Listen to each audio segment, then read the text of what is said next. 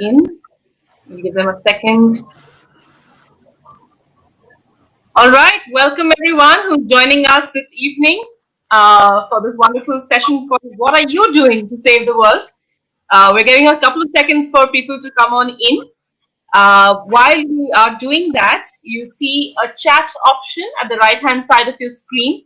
So please feel free to drop in your name and which city you're joining us from so we can say hi to you. You see the chat option on the right-hand side of your screen.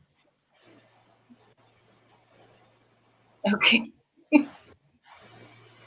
Right, so please drop in your name and say hi to us and which city you belong to, and we'll be beginning just shortly. Okay, we see hi, Shashank. All right, we have Pune, right? Welcome, welcome, welcome, everyone. Thank you for coming to the session. We're very excited and we hope you have a great time.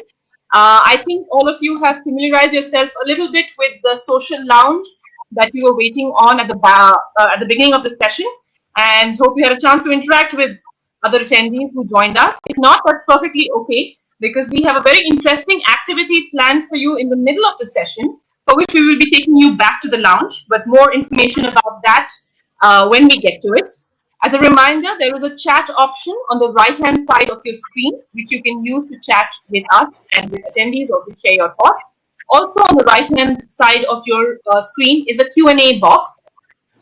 You can post questions for the panelists that you have based on the session, and we will be addressing the Q&As towards the end of the session. So welcome and thank you all for joining us today. We at Worldview are very excited to have you for the second session of the Generation Solvers Interactive, so GSI, which is a digital learning experience for Gen Z across the world. On this platform, together, we will work towards real-world problem solving around topics like urban sustainability, environmental conservation, health, global citizenship, and technology. In today's session, what are you doing to save the world? We focus on health, environmental conservation, urban sustainability, and technology. We've curated the session in association with the University Center for WaSH-AID, which is water, sanitization, hygiene, and infectious disease. The Duke University Center for WaSH-AID is a collaborative research team working with individuals and organizations around the world to facilitate technology-based solutions for health and environmental challenges. We have with us today Lina Trotoshaw, a research scientist at the center, and Mara Shrugar, Associate Director of Communications at the center, who will be talking to us about the future of sanitization. So, Lina and Mara, over to you. We're very excited. Thank you for your time and addressing all of our wonderful students today. So, over to you. Great. Thank you so much for having us today. We're really excited to be here and talk to you about the work that we do. So I think we're going to start off today by doing just a quick jump right into everything and do an icebreaker activity. So let me pull up my screen. There we go. Great. So yeah, as this is us. So we're going to start with the icebreaker activity. So what do you think of when you think of a scientist? So we want you to think about this and put in one or two different words or phrases that first come to your mind when you're thinking about a scientist.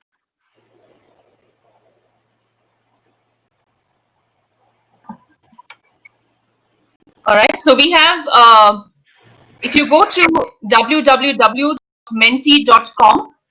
use the code which is displayed on your screen, you will be able to type in your answers and we'll see it in a very cool way on the screen. So if you can all connect to menti.com and enter the code 9901582, we'll see your answers up on the screen. So just a bit of a fun icebreaker for us. So please try entering your answers on menti.com.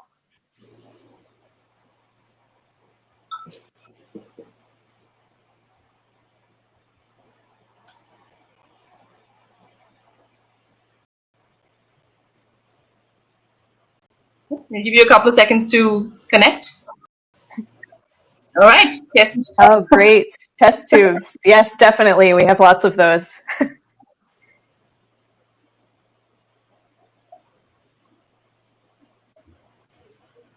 Innovative. Brilliant. Yeah, those are great descriptors.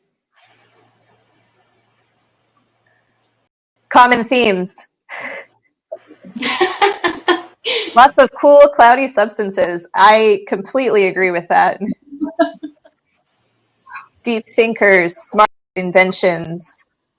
Yes. Okay, great.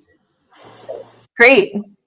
So this is really great. Thanks for your contributions. I like that all of these. Oh, interesting. There's still some coming in. I'll wait a second. Gadgets, great.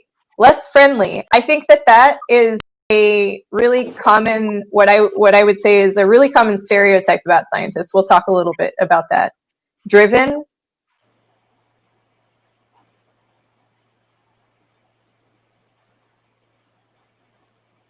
Very serious. Sometimes, definitely. Other times, not so much.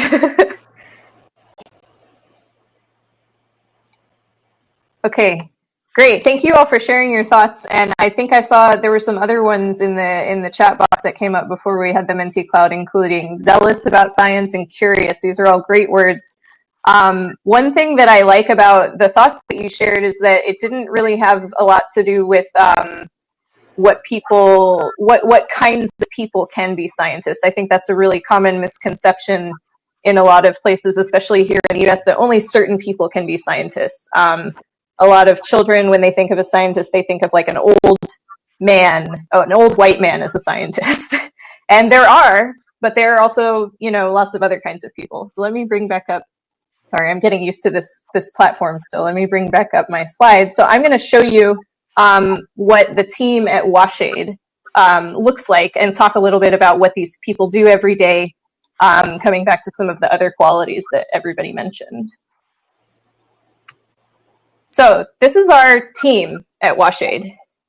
And I guess the question I have for you is, does what you see here match up with your expectations? Or is there anything, is there anything that maybe surprises you or doesn't match up with your expectations? So one person said serious, and if you look in the bottom left, you can see that we do know how to have fun occasionally in the lab. And the truth is that, there are lots of stereotypes and especially media representations about scientists and people who work in science that don't always align with reality. And the truth is that anybody can be a scientist, and there are lots of different kinds of scientists. In fact, I would say some of the most important members of our team are not scientists at all. And we'll talk a little bit more about what they do in a minute. But what's really important is that each member of our team has their specialty. And by working together, our different skills complement one another. And in many ways, our team is like other teams. One example is a cricket team. So you have all the different players, you have the bowler, the wicketkeeper, the striker, the fielders, and you even have umpires who are not, members of the team themselves, of the playing team. But everybody has their special task, and not everybody does every job. But when you put it all together, everybody contributes something that's very critical to the game. So all of us combined is what makes our center really special. Everyone has an important role to play in making sure that we can do our science, and not only in the lab, but that it gets out into the real world where it's able to help people.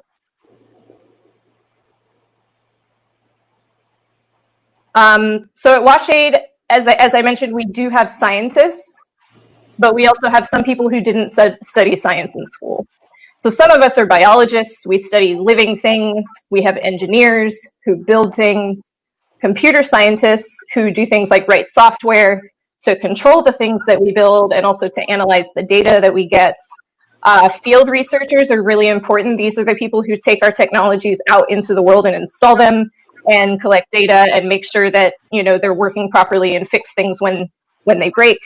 And then we even have, I'm a chemist, so my background is in chemistry. That's what I studied in school. And so I look at really, really small molecules in water and figure out how to take it out of the dirty water to make it clean again. So on the other side of things, for the non-scientists, we have lots of different kinds of people doing that work as well. Entrepreneurs, those are people who have great ideas and know how to start a business to make those ideas happen. marketing experts convince other people to buy the things that we make and tell them how it's going to improve their life. We also have grant writers. These are people who write proposals to different government entities and businesses so that we can get funding, so that we have the money to keep doing our science. And we also have people like program managers, and these are the people who are super, and they handle all the behind the scenes work to purchase things and make sure that I get my paycheck and that the lights stay on. So really, really critical components of our work. But I think one of the most important people on our team is our science communications expert, Mara. Mara, do you want to tell us a little bit about what you do at the center? Yes, thank you, Lena. Hi, everyone. It's really a pleasure to be here. So my name is Mara, and I do communications for the center.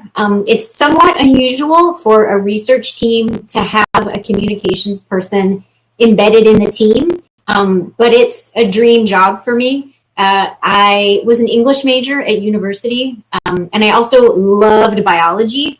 I did not love chemistry. Sorry, Lena. Not for everyone. Yeah, I loved biology, and I care a lot about some specific issues. I care a lot about the environment. I care a lot about poverty alleviation. I care a lot about global health, and I care a lot about health of women and girls, and empowering women and girls. And so when I learned about the center and learned about what they were doing, all of the work that they do impacts those areas and is designed to improve those areas. And so it's an opportunity for me to use my creative writing skills and my design skills to try to tell the story of the center's research to different audiences. So we have really technical papers that go out for publication, and the researchers, they write those papers, and I don't have much involvement with that. But then we also have communication that goes to primary school students, because we want to try to encourage the next generation of young people coming up to care about these issues. As Lena mentioned, we also sometimes talk to investors. We're also talking to peers. We are on Twitter, we're on LinkedIn. So we have an array of social media accounts, and we have a lot of different audiences that we're trying to share information with. And as you know, the social media landscape in particular is really crowded, and there's a lot of distractions. And so trying to share information in a way that gets people's attention to encourage them to become involved in some of these issues can be challenging sometimes, but that's also part of the fun. So I do communications. I love my job because I learn something every single day about the science. I love to put on the goggles and the lab coat and go into the lab and have researchers like Lena explain to me what they're doing. So then I can think about, okay, now how do I explain that to somebody like me who's not a scientist? So yeah, that's what I do. I love it. So I'm here to really emphasize that there's a huge role for people who may not have a science background in the sciences as well. Great. Thanks so much, Mara. Yeah, so as Mara, real quick, after hearing all of that, I just want to pose the question now to the audience. Has your image of a scientist changed just based on this really quick description of, what we do and what the people at our center do? Or maybe your image of somebody who works in science. And if you have any thoughts about that, we encourage you to drop them into the chat box if you want to share them with the rest of the group. And as Mara mentioned, we have 3 main focus areas for the research that we work on at the center. The first one is wastewater treatment and resource recovery. So the concept of this is that, poop goes into the toilet, and we want all the waste and bacteria and stuff that's not useful to go away. But there's a lot of other stuff that goes into the toilet as well, like water and even nutrients that we could maybe do something beneficial with. So we want to be able to build a toilet that gets rid of the bad stuff, but lets us recover the good stuff, like recycled water and maybe even fertilizer that could be used to grow food. The second main focus area we have is on sensing and detection. And there are lots of different things we can do with this. Two of our focuses are on sensing and detecting odors and infectious diseases. And if you could imagine that you had a public toilet that could have a sensor in it that tells it when it's stinky and needs to be cleaned, and then it could call somebody to come and clean the toilet so that it's maintained on a frequent enough basis. Or maybe you had a toilet that could tell you after you use it that you're sick, and not only that, but what you're sick with and what kind of medicine you need to get better, and then you could go get that from your doctor. So those are some of the ideas that we're working on in that area. And the last area we focus on is menstrual health and hygiene.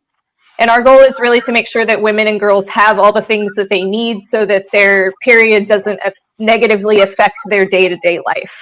So one concept we have in this is, imagine if you had a reusable pad that you could dry it for a very short time in the sunlight, and not only would it get dry, but all of the stains would disappear, and all of the bacteria that might be on there would be killed. So that way it's not only safe to use again, but it's also clean and doesn't look like it's been used before.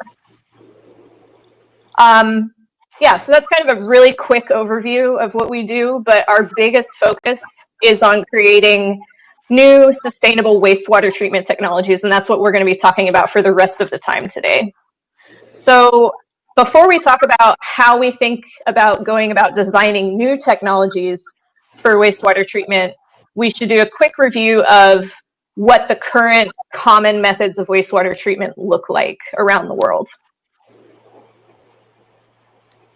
So in a big city, you often will see, and this is what we have here in Durham, North Carolina, where we are, we have a water treatment plant. And so all of the sewage from the houses in the city everything is connected to a sewer underground, and it goes to this really big water treatment plant. And this is great if you have the space and the resources to build this, because it can treat a lot waste from a lot of people. But you do need to have a big area to put it in, and you also need to have a lot of really skilled people to operate it. It's very expensive to build these systems, especially the sewers that run under the ground. And this is really difficult to build if you have a place where people already live and there isn't a sewer. So if you have a big city with 1 million people living in it, but this doesn't exist, you can't like dig everything out of the ground and displace everybody just to build the water treatment plant. So some other options include, for some homes, you can treat your sewage on site, so at the place that it's generated.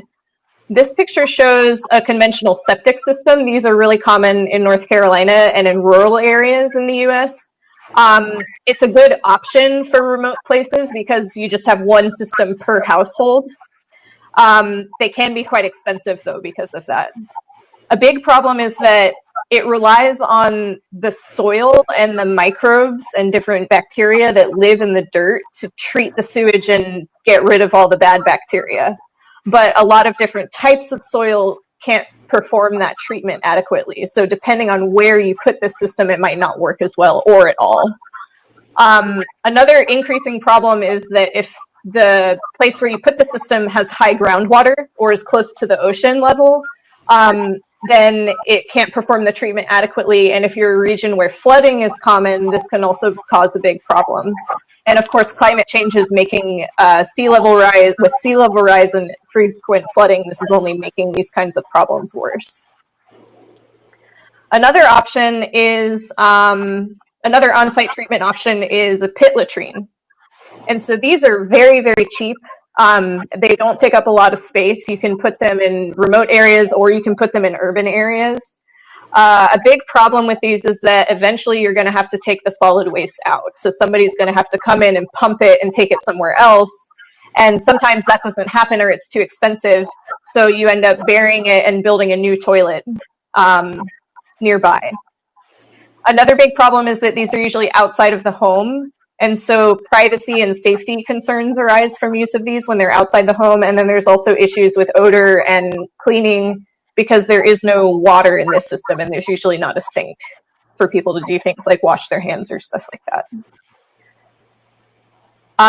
A third option that's not really an option for treatment is to do no treatment at all. And so in some places you have sewage that's dumped directly into the environment. And what I've shown, the top picture here is an example of what's called straight piping, where you run a pipe straight from a house into a ditch or a river that's nearby. And this is a huge problem here in North Carolina and around the world. This picture is actually from Canada.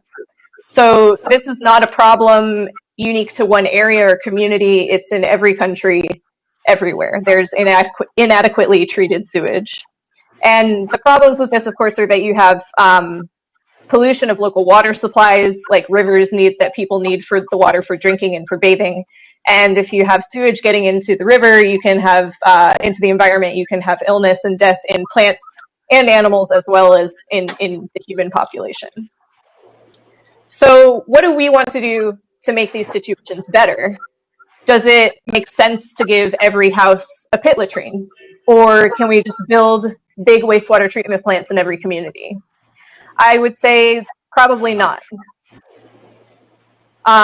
So we work on creating technologies that can treat waste in ways that are affordable, energy efficient, compact, and recycle waste into usable materials. And a big part of that is that you really need the wastewater treatment technology to be designed for each individual community. And Mara is going to talk a little bit more about the principle we use to do that. Yeah, thank you, Lena. Something we use in our work is, it's called user-centered design, and that's a really important phrase. The goal is to work with people who are going to be using a certain technology or a certain approach to really find out what they want before you go into the lab and start designing. I don't know if you've ever had the experience where you buy a product and you try it for the first time, and there's something really counterintuitive about it, or it doesn't work the way that you think it would, and it's really frustrating, and you wonder to yourself, why did they do it this way? Like, this doesn't make any sense. And so that's a great example of something that was created without speaking to users. So on that picture that Lena showed of our full team, you saw that there were people, we've got team members in South Africa, we have team members in India, and we have colleagues in Rwanda. And so when we are talking about creating technologies, we make sure that those technologies are tested in the field. So that's a process called field testing. And then we gather input from users who are using it. And then we take that input and then we change the technology, or we iterate on it based on that feedback. Because you don't want to spend all this time and all this effort creating something that then once you put into the field, nobody uses, or breaks down and can't be fixed because all of the parts aren't available in that country, or there isn't a supply chain to bring those parts in. So there's a lot of work that is done to work with future users, to hear their preferences, to understand their unique culture, and to understand their environment, so that we can be sure that any technology that is created is actually something that they want to use and will use, so that it's successful. Yep. So in thinking about user-centered design, we're going to do a little activity now where you're the user, you the audience member, and we want you to answer a couple of questions. The first one we're going to put up again on Menti, on the Menti platform, is we want to hear what you like about the toilet that you currently have. Right, so we would ask you to go back to menti.com. The code is on your chat and will be up on your screen in a minute. If you can go to menti.com and type in your answers of what you like about your toilet. The code is 2687160. So I'm going to see these answers as well. Menti.com.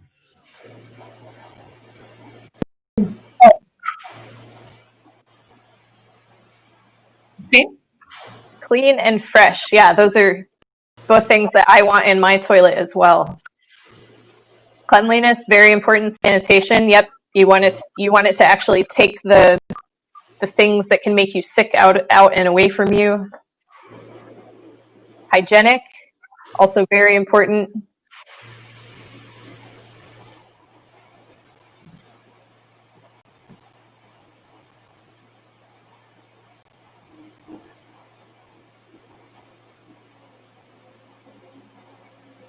Okay.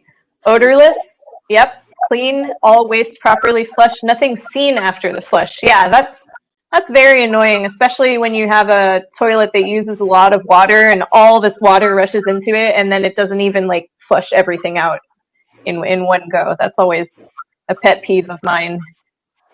No bad odors.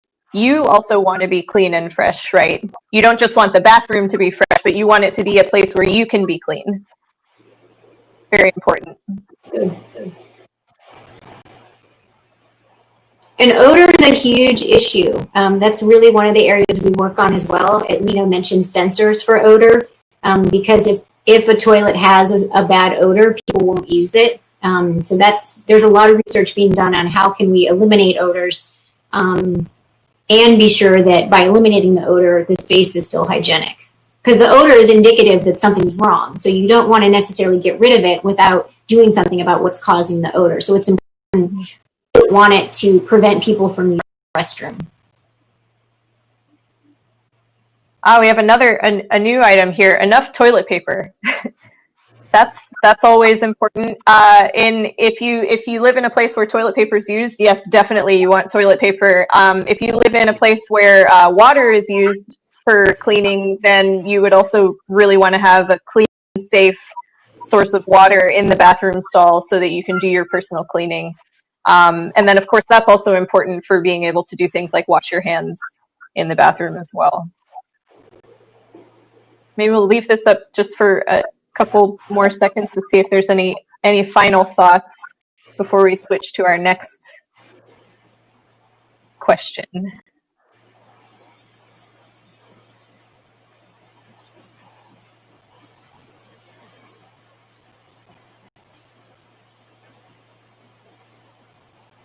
Okay.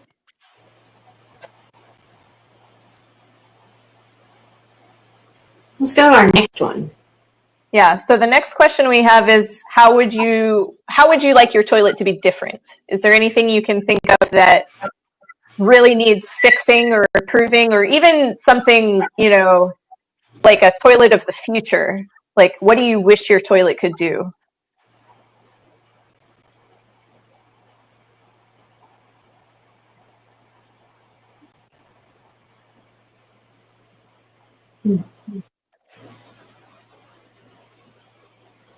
Yeah, use less water. That's huge. That is really important. Yep. Yeah, the water that comes into the toilet in my house is the same water that comes out of the tap that's good to drink. So we're using water that's good enough for people to drink to just flush a toilet. And I always have thought that that's kind of weird. I feel like we could use water that's a little bit dirtier in the toilet, so that way we're not wasting a bunch of drinking water just to flush the toilet. Not worry about clogging water seepage. Yeah, definitely. That's the worst thing that can happen. My toilet, when I was in grad school, all of the toilets in our apartment building backed up because a tree root broke through the pipe, and everybody had sewage coming into their apartment. So that's never fun. Right. Water. Sorry. I'm just telling everyone that you can go back to the same code and answer the second question as well. You have to just refresh your Mentimeter page, and you can use this code and answer this question in case you were wondering how to do it. Thank you. Water for drinking. That is definitely a key goal for researchers around the world. Is how can we take urine and change it through electrochemistry and turn it back into water that can either be used for drinking, which is kind of like the holy grail, right? Drinking, or how can it be used for irrigation, or how can that water be reused back in the toilet? So that's a huge area of research for WaSH-AID as well. Mm-hmm. And yeah, they actually do that on the International Space Station.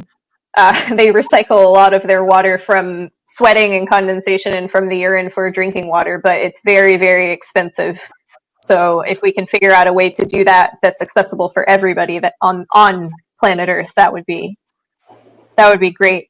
No micro droplets around the bathroom. That's a really interesting point and very timely. There's been a lot of discussion recently with COVID-19 and micro droplets when you flush the toilet, and is that spreading things around the bathroom? Yeah, it would be great if we could figure out a way to minimize that.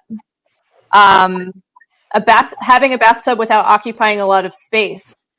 Yeah, so being able to do everything that you need to do with less water and less space is always good. More eco-friendly, yeah, definitely. Freshener spray, a suction method to avoid water, maybe like to avoid splashing. We have a big problem with that in the toilets in our building here. They are the most violent toilets I've ever used, and every time they flush, the water just goes everywhere. Avoid leaking and reuse or recycling. Yep, reusing and recycling not just the water, but also some of the things that our body can't use. We have excess nutrients that could be recycled and used for fertilizer. That's a big part of the project that I'm working on.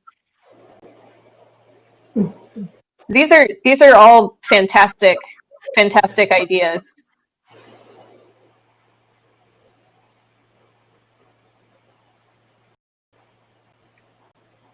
Built-in sensors. Yes, definitely. What we try to do is actually build sensors in, not to the toilet itself, but behind the toilet. So in the pipe after you flush the toilet, because I personally, if there's a sensor in the toilet, you know, sometimes you might start to wonder what it's sensing, and is it looking at me, and does it have a camera? And we don't want anybody to feel uncomfortable when they're using our technology. And a lot of people don't want sensors directly in the toilet, but behind it, where, you know, you don't have to see it and you can't interact with the sensor and it can't interact with you directly. Those are some of the things that we're working on. And there's a lot of conversation going. You'll start to see and read a lot about the smart home and the home of the future, in which sensors are integrated into all aspects of the home, and they're sharing information with, like, your doctor, or, you know, about your health. So sensors in the bathroom is it's a timely topic, and there will be a lot more of that in the future. Great. These are all really fantastic. I think we can go on now. You'd think by now I'd be really good at seamlessly switching between screens, but I think I'll never get used to it. So, okay. Here we are back. So we thank you so much for your input. That's really good. And that's like a really quick example of, from the very earliest stages, how we integrate user design. Before we even start designing or building anything, we want to see what people want and what's important to them. So in addition to thinking about things like preferences and culture, we also need to think about the physical environment or the space that the toilet is going to be in. Is it going to be somewhere where it's very sunny most of the year, or is there a cloudy, rainy season? Is there a lot of water, or are we in a desert or somewhere that has drought for a lot of the year? Do you have a lot of physical space to work with, or are you confined to a very small space, or do people want their toilet in a very small space? So each of these factors is going to play a role in how we go about doing a design. Just to give you an example, if I were thinking about designing a toilet for a submarine, there are a lot of things to think about. So maybe I want to be sure that these fish can't, you know, swim up the pipe and come out of the toilet into the submarine. That would not be good for me or the fish. I also wouldn't want my toilet to just be dumping waste directly into the ocean, because there's other animals and plants and coral that live there. So we don't want to pollute the ocean. The submarine's also going to be moving around sometimes. So if it's got water in the bowl, is that going to be sloshing around and coming out into the bathroom? Or what if we dive really deep and the pressure changes? Is water going to back up, or how is that going to affect the way that the toilet works? And one thing, you know, this person is thinking about is, I wonder if I could flush this boot down the toilet. What if somebody decides to put something in the toilet that shouldn't go in there? What's going to happen to it? Is it going to cause everything to break? These are all things that we have to think about and factors that you have to consider when doing a design. So what we're going to do now is we're going to move to our group activity. And what you are going to be charged with is you are going to be designing a toilet for a unique environment. And I think we're almost exactly on time. So we have about 10 minutes for this design challenge. And we want you to think about a couple of questions and write out your responses to these questions when you're doing the design. So when designing your toilet, we need you to consider what are the unique aspects of the environment that you chose, what are the limitations of that environment, and what are the benefits of that environment. And of course, who is going to be using your toilet, and how are you going to make your toilet most appealing to them? So Mara is going to introduce the different environments that you're going to be able to pick from. So we've got 5 choices. You can choose to create a toilet on a remote island. You can go to Mars. You can be on a high-speed train. You can design for a public toilet at a really busy shopping center. Or you can try to design a toilet for the base camp at Mount Everest.